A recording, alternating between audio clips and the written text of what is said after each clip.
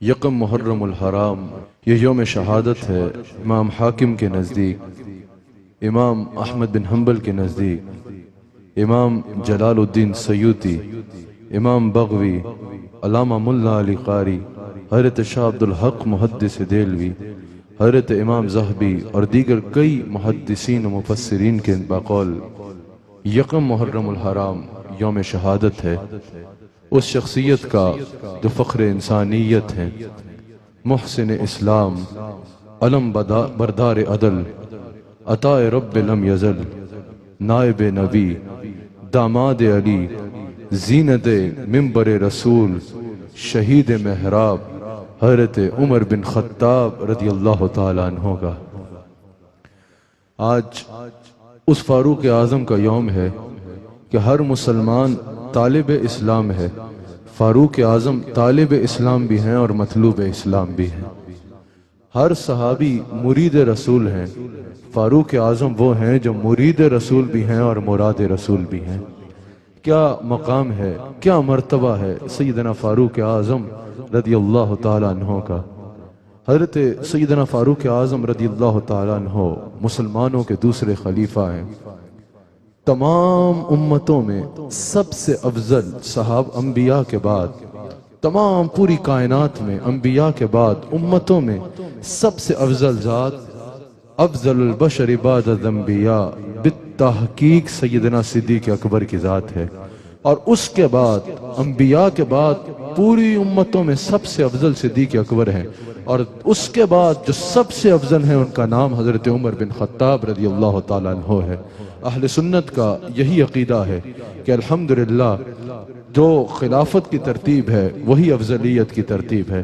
تو تمام امتوں میں حضرت صدیق اکبر کے بعد جو سب سے افضل ہیں وہ سیدنا فاروق اعظم رضی اللہ تعالیٰ عنہ کی ذات ہے۔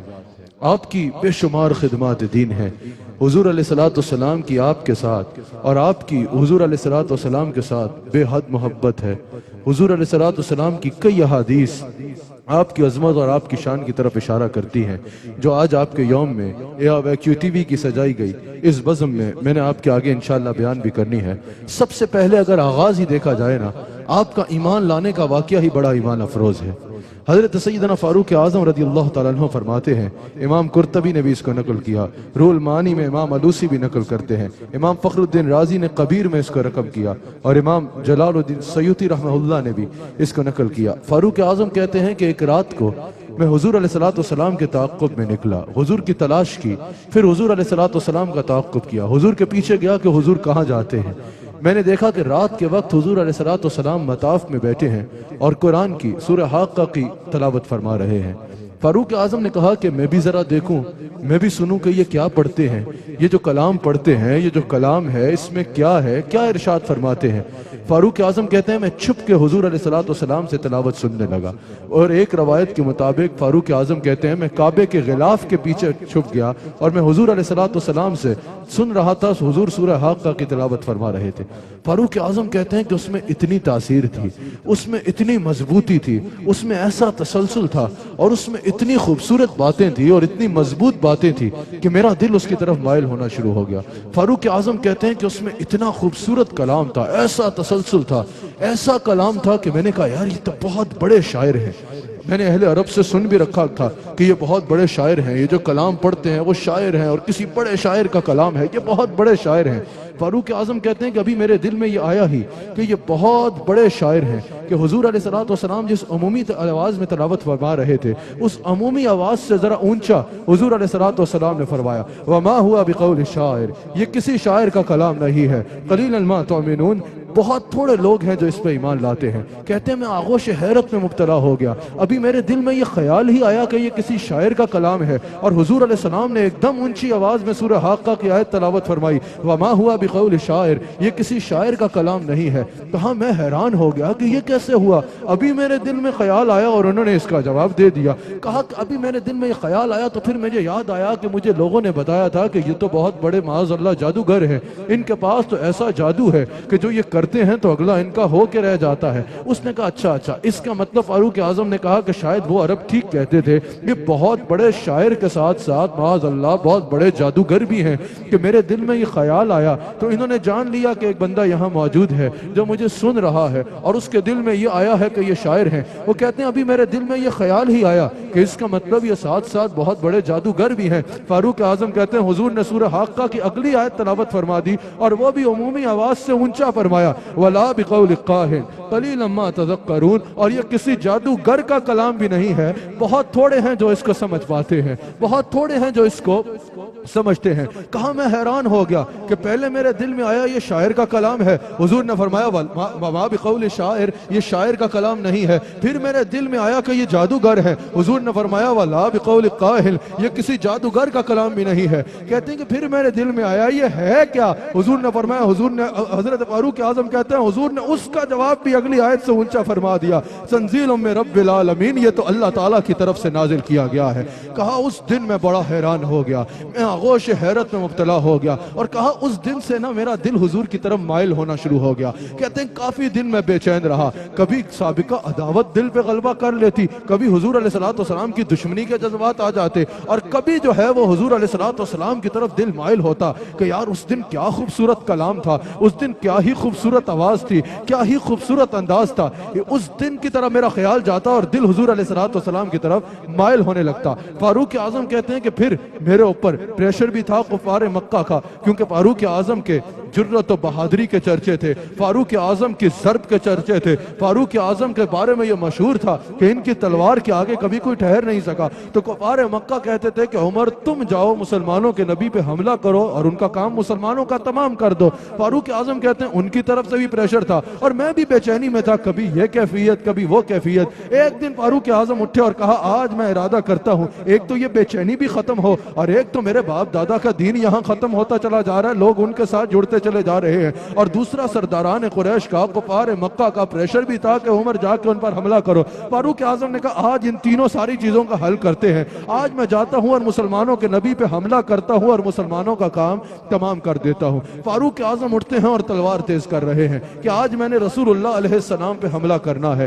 یہاں فاروق اعظم تلوار تیز کر رہے ہیں، وہاں رسول اللہ صلی اللہ علیہ وآلہ وسلم دعا فرما رہے ہیں، حضور علیہ السلام دعا فرما رہے ہیں۔ ترمذی کی حدیث ہے، حضور نے دعا کی یا اللہ عمر بن حشام یعنی ابو جہل بن حشام یا عمر بن خطاب کے جو تجھے ان دونوں میں سے پسند آئے اس کے ذریعے اسلام کو عزت عطا فرما دے۔ وہاں فاروق اعظم تلوار تیز کر رہے ہیں کہ آج میں نے رسول اللہ پر حملہ کرنا ہے، اور یہاں رسول اللہ صلی اللہ علیہ وسلم دعا فرما رہے ہیں یا اللہ عمر بن خطاب یا عمر بن حشام میں سے جو تجھے پسند آئے اس کے ذریعے اسلام کو عزت عطا کر دے۔ فاروق اعظم تلوار بے نیام لیے گھر سے نکلتے ہیں۔ کسی نے پوچھا عمر کہاں کے تیور ہیں، کہاں جا رہے ہو؟ تلوار ہاتھ میں ہے، تیز قدم ہے، کہاں جا رہے ہو؟ کہا آج بس میں نے سوچ لیا ہے میں مسلمانوں کے نبی پہ حملہ کروں گا اور ان مسلمانوں کا کام تمام کر دوں گا۔ کہ اس نے کہا کہ عمر مسلمانوں کے نبی کے پاس بعد میں جانا، پہلے اپنے گھر کی خبر لو، تمہارا بہنوئی بھی مسلمان ہو گیا ہے اور تمہاری بہن بھی مسلمان ہو گئی ہے۔ فاروق اعظم کا غصہ بڑھ گیا، فاروق اعظم تیز قدموں کے ساتھ غصے سے اپنے بہن کے گھر جاتے ہیں۔ دروازے پہ گئے تو اندر سے سورہ طٰہٰ کی تلاوت کی آواز آ رہی تھی، غصے سے دروازہ کھولا، دیکھا کہ فاروق اعظم کی ہمشیرہ اور بہنوئی قرآن کی تلاوت کر رہے ہیں۔ فاروق اعظم نے کہا بہن سے کیا جو میں نے سنا وہ صحیح ہے؟ کیا وہ سچ ہے؟ کیا واقعتاً تم اپنے باپ دادا کا دین چھوڑ کے مسلمان ہو گئی ہو؟ اس نے کہا الحمدللہ میں مسلمان ہو گئی ہوں۔ بہنوئی نے بھی کہا الحمدللہ میں محمد رسول اللہ صلی اللہ علیہ وسلم کا غلام بن چکا ہوں۔ حضرت فاروق اعظم نے خوب مارا اپنی بہن کو اور خوب لگائیں اپنے بہنوئی کو۔ آپ کا جلال تو سب کو پتا ہے، جب مار مار کے فاروق اعظم تھک گئے نا، فاروق اعظم رکے، بہن سے پوچھا کہ اب بھی تو ان کی غلامی میں رہے گی، اپنے باپ دادا کے دین پہ واپس آئے گی یا نہیں آئے گی؟ بہن نے کہا عمر اگر تو خطاب کا بیٹا ہے تو میں خطاب کی بیٹی ہوں، سن لے جان جاتی ہے تو چلی جائے گی، دامن مصطفیٰ اب میں نے نہیں چھوڑنا۔ فاروق اعظم نے اور مارا، فاروق اعظم نے جب مار مار کے تھک گئے اور ان کی زبان سے ایک ہی آواز آتی تھی عمر آج جسم کے ٹکڑے بھی کر لو تو محمد رسول اللہ کو ہم نہیں چھوڑنے والے۔ عمر عمر بن خطاب رکے. حضرت فاروق اعظم نے کہا کہ آخر ایسا کون سا دل ربا ہے, یہ تم نے کس کو دل دیا ہے کہ جان جاتی ہے تو چلی جائے, تم ان کا دامن چھوڑنے کو تیار نہیں ہو. ذرا مجھے سناؤ تم کیا تلاوت کر رہے تھے. جب فاروق اعظم نے سورہ طٰہٰ کی آیات سنی, فاروق اعظم کے اوپر آنکھوں سے آنسو جاری ہو گئے, ان کے اوپر ایک کیفیت طاری ہو گئی. انہوں نے کہا بھئی یہ کلام کسی عام کا کلام نہیں ہے, پہلے حضور سے سنا ہوا تھا, پھر جب اپنی ہمشیرہ سے بھی سنا, انہوں نے کہا چلو مجھے بھی لے کے چلو. اللہ نے وہ دعا حضور کی ان کے حق میں قبول فرما لی.